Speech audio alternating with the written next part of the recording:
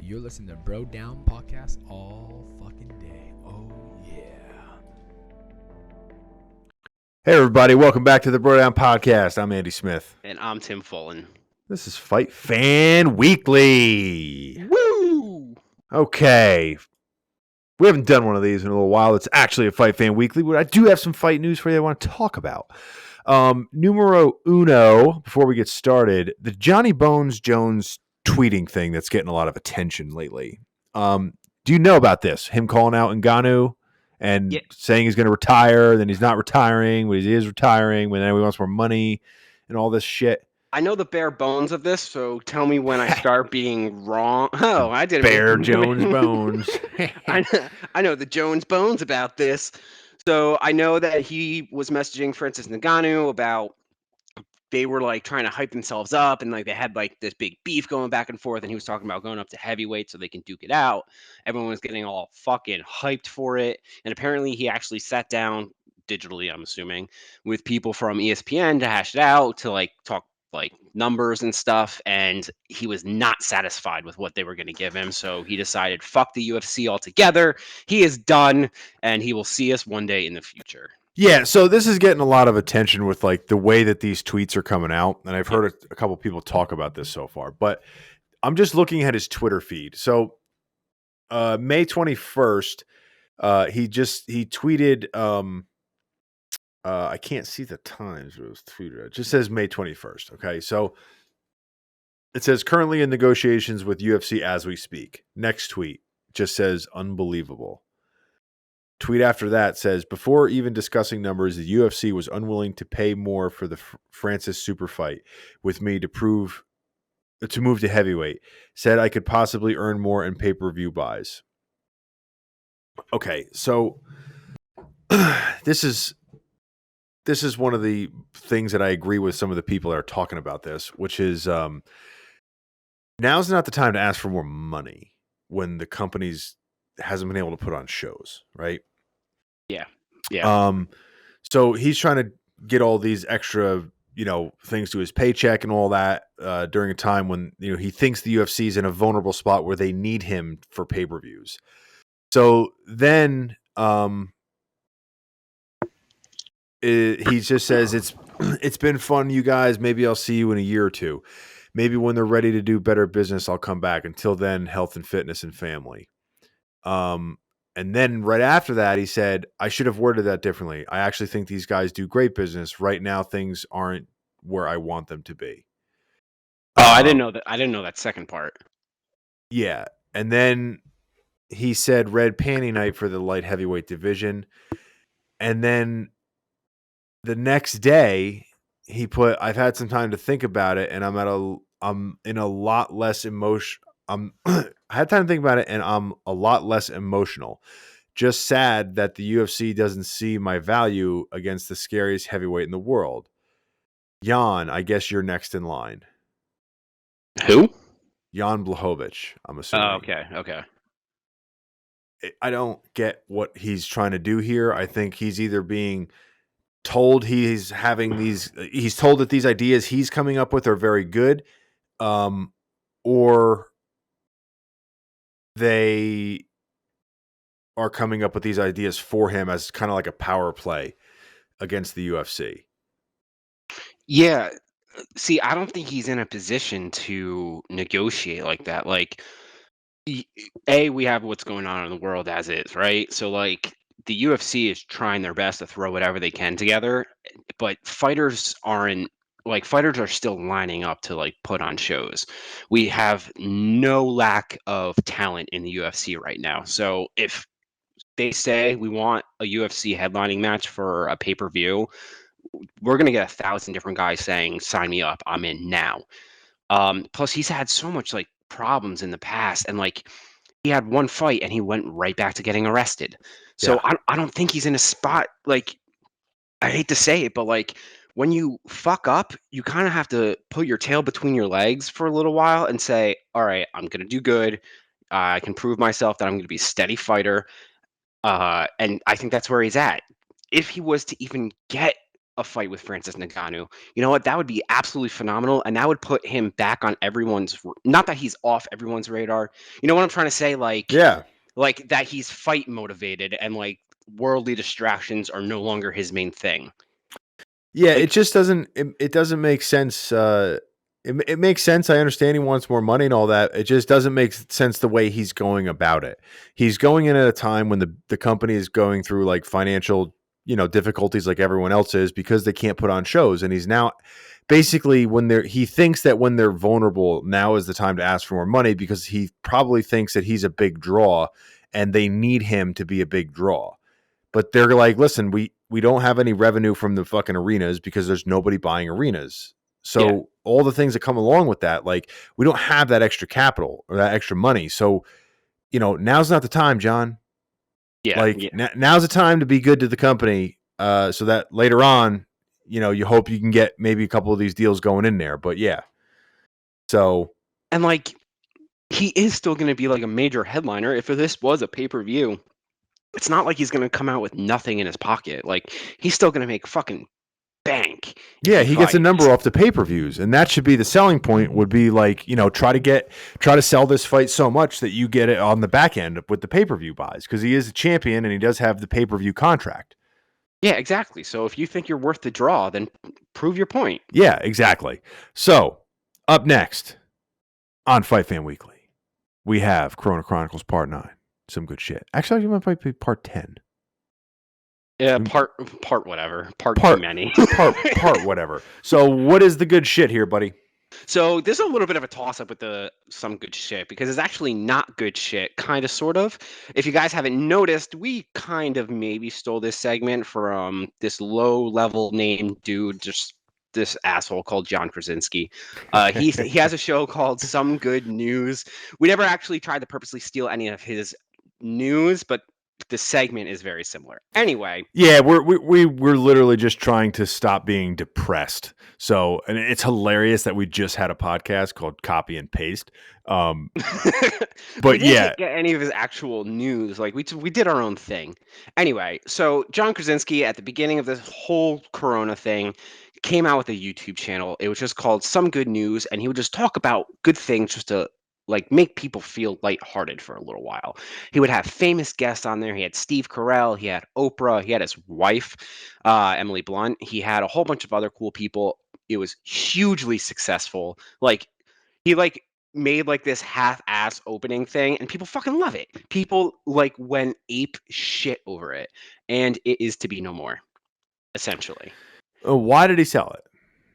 Money. Why did he sell it though? Apparently there was a huge bidding war. So when I say money, I'm talking millions. He made 8 episodes of this, and we're talking like this is going to be a major. They didn't give us actual numbers, but this is going to be a major deal, and he's going to stay on as executive producer. So the show was sold to CBS. Yeah, the show was sold to CBS. It is now exclusively held by CBS. It is no longer going to be hosted by John Krasinski, but it is executively produced by him. So for all intents and purposes, it's going to basically be a new show, the way I see it. How long before they ruin it? Oh, it's going to be the first episode. It's already ruined because everyone's bringing up a good point. Like people are fucking outraged by this. Like he's saying, like everyone's saying, like this was originally meant to like bring people together. It's supposed to be lighthearted, like light everything.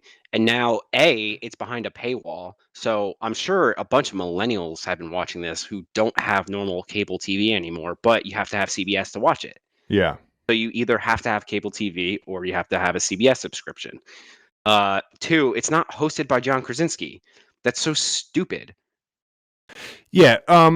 There's 2 ways to look at this. John Krasinski can't do this forever. I don't think he wanted to do it forever, which might be one of the leading reasons why he took the payout and sold the thing. But so it's either, he does this for as long as he does it and then that's it, or he sells it and tries to give a news platform that does good news a name or a platform. But that's a good way to look at it too. Maybe this is the start of news I'm the first one to complain that news is always bad. So maybe this is a way to like start like having Yeah. mainstream media focus on good things. But it's got to be authentic, and that's why Krasinski's thing did so well, is because he is a generally pretty much unanimously loved person. Yeah. And he comes off as very genuine when he did that show.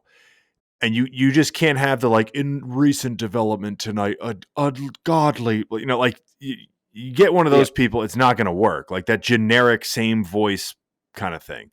I just hope they don't ruin it. I saw one person on Twitter.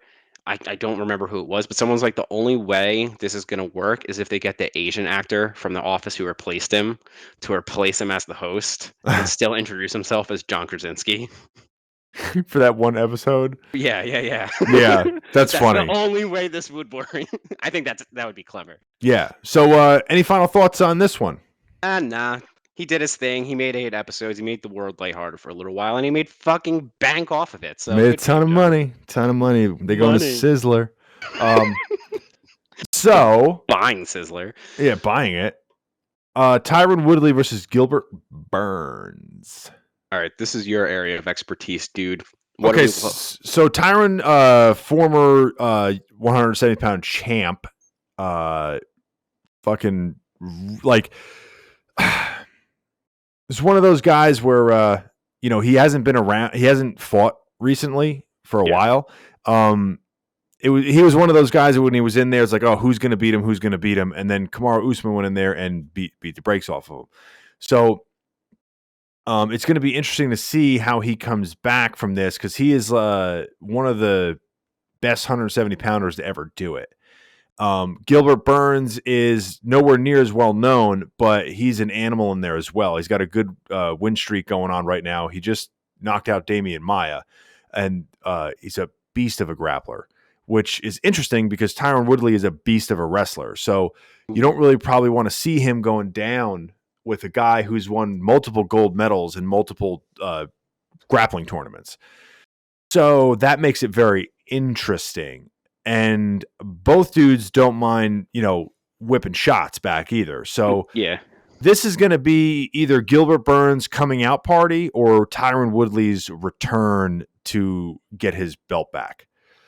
I don't know which one it's going to be. That's why we watch the fights. But I always find it interesting when a wrestler faces someone who is a strong grappler, because I mean, everyone in the UFC at this point has like some sort of grappling ability. I'm pretty sure it's impossible to be at that level without having anything in your back pocket. But like wrestlers, the goal of wrestling just does not have submission built into it. So if you're a strong wrestler, you could dominate a guy until you can't. You know what I mean? Like, yeah. And I'm the first one who loves seeing a good wrestler enter the rings. So the cage, I guess. Yeah. So that's interesting. This is but there's levels to this shit. And like Tyron Woodley is a different level wrestler than most guys that go in there, but Burns is also a different level grappler. Yeah, exactly. Like, it was the one where we saw that's the one we were talking about with Maia, where it was like grappler versus grappler. I remember seeing that one. I remember you saying like what? I remember hyping up Maia.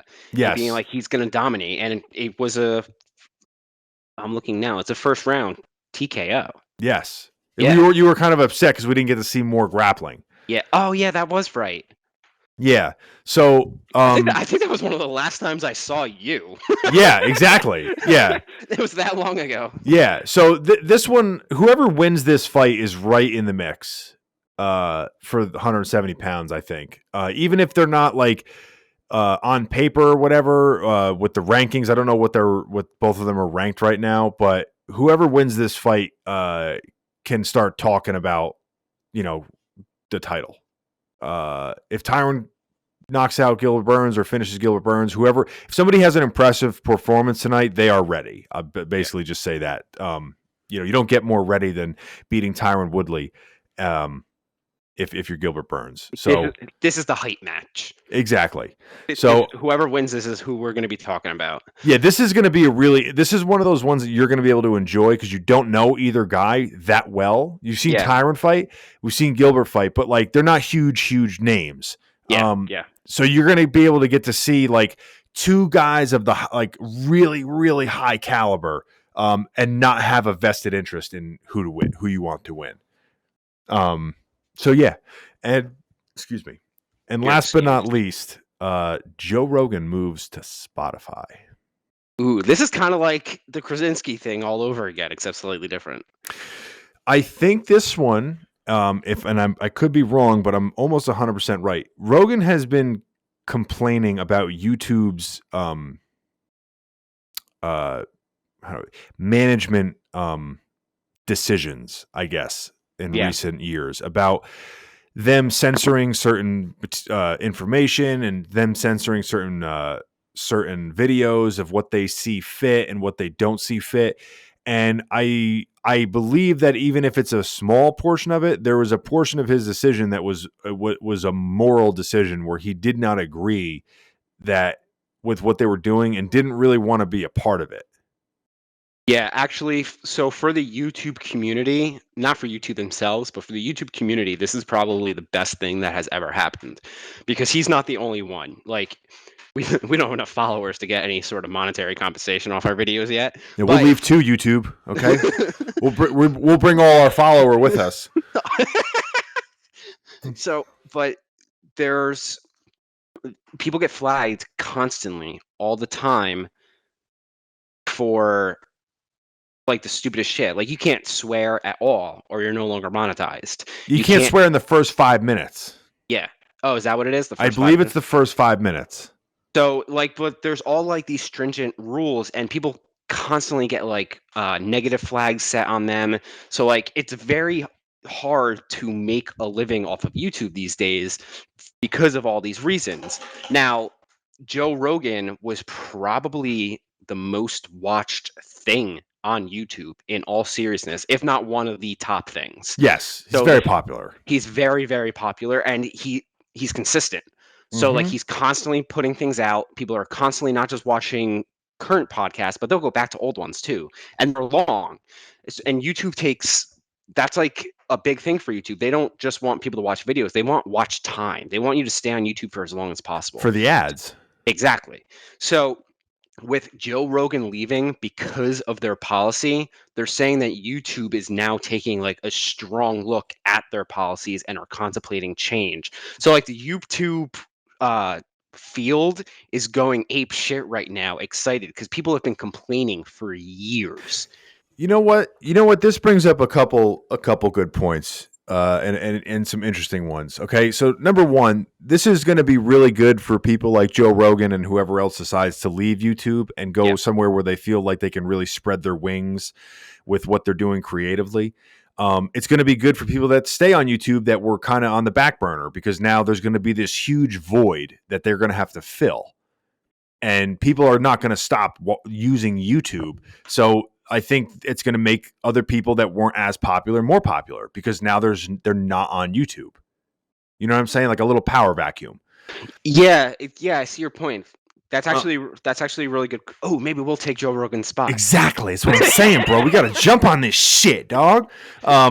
So the other thing is, it makes me very, very disappointed that YouTube has been kind of saying that all these decisions were based off of moral, right? These is how they morally feel. We don't want you to curse. We don't want, like, they're saying like, these are our morals, and that's why we're doing it, because this is what we think is the right thing to do. And then they were like, oh, cool, watch a bunch of money go out the window. And then they're like, our morals just changed. We're going to take a look at our morals and we're going to change them. Like, after we just said, because it's not like people were complaining underground. You know, like, they'd been, if I know about this, everyone knows about this. Like, Rogan had been complaining about this for years, along with a lot of other people, about how they're making all these weird, stupid things where, like, they're kind of censoring what you're saying, but for reasons that seem to have an underlying hidden agenda almost. And now he is one of those guys, and he's always been one of those guys where he's like, you're going to call my bluff. I'm just going to leave. Like, I don't need this. I'm not money hungry. I'm just going to leave. And somebody like him leaving creates a movement to where everyone else is like, you know what? I'm out too. And that scares the shit out of the people at YouTube. Yeah. And you know what? Fuck all that thing where they say it's their moral high ground. Because, like, people have put out the sketchiest shit you will ever see, and They they do get away. pyramid schemes, They do pyramid schemes. They Ponzi do, schemes, everything. dude. Like, I think they started to correct it, but like up until like 6 months ago, they had like children's videos where like people would just put in a whole bunch of like characters and they would dress up as them, but they would do weird shit. Like you would see like Elsa from Frozen physically straddling someone dressed up as Spider-Man and basically like grinding on top of them, and it was considered a child's video. Yeah, see, that's what I'm saying. But like, no one would like. That's But what I mean, though. they weren't getting flagged though, because they weren't swearing, and they only had keywords in there like Frozen, Elsa, Spider-Man. So like kids were watching that shit and they didn't care. But you know because what? Kids were watching that. It's not a copyright infringement, and no one's losing money. So fuck it. Yeah, exactly. All they cared about was keeping ad rev coming. All they care about is making sure that that the ad people are still putting stuff on their channel. Yeah, the Joe Rogan move is gonna the exodus of Joe Rogan. It's a big power play. It's a big power play, but not only that, he basically said like people will leave. Yeah, shown that people will leave, and if you keep doing these bullshit ass rules, there's going to be more that leave. And Spotify is like the new hot girlfriend down the street. Like she ain't asking where you are at 9 o'clock at night. She's like, nah, go do whatever you want. Like, I'm super liberal. Right? As long as you come home to me, we're good. Exactly. So, I think it's good. It sucks because I'm so used to watching him on YouTube, and it's a shame that it came to this. And now I got to figure out fucking Spotify. But I believe in you, bro. I think you can figure it out. I'm sure I can, but it's not my favorite thing. So, yeah. Yeah, he's the perfect person to leave. He has all the money in the world. He's making bank. Spotify's paying him out the fucking wazoo for this. 100 million? Was it really? I saw the figure 100 million somewhere. I would believe it. I would absolutely believe it. Because think about it. You're going to be on Spotify now. Once you're on Spotify, you're not just going to stop at Joe Rogan. Well, what's crazy is this. I believe I heard a rumor somewhere that Rogan made $100,000 per podcast episode. That's nuts, dude. And he comes out with anywhere from 1 to 3 a week. Dude, I can't. Right? I can't even. And he doesn't even advertise on him anymore. No, he just does whatever the fuck he wants, and people pay him for it. Well, not on YouTube anyway. I think on the podcast app he does, but yeah. So that's the Fight Fan Weekly for this week. Tim, anything else you want to add to this week's episode? No, I think we about said enough. Why don't you talk us out, dude? I've talked us out enough. Well, you're so good at it though, man. I'm not as good as you because I don't do it all the time. But go to brodownpro.com for some cool looking shit, man. It's fucking coronavirus lockdown. You know you're bored. Go to brodownpro.com. Take a gander. Even if you just like our stuff, bro. You can find it on Etsy too. Just like it, okay? Just like it. Spread the word. Go to YouTube, YouTube. We're still there. We didn't leave Spotify yet. But like and subscribe to us on YouTube and, help us fill Joe Rogan's void. We could be the next person that leaves YouTube and goes to Spotify. We're on Spotify, asshole. Yeah, but like I'm saying as a power play, like we need to have a power play move, okay? See, this is why you talk us out, Tim. I'm staring intensely into your cardboard cutout's eyes right now. All right, that has been the show, ladies and gentlemen. We are out. I promise not to let him do this in the future. Bye, everybody. I'm doing it every time now. Goodbye. You're listening to Bro Down Podcast all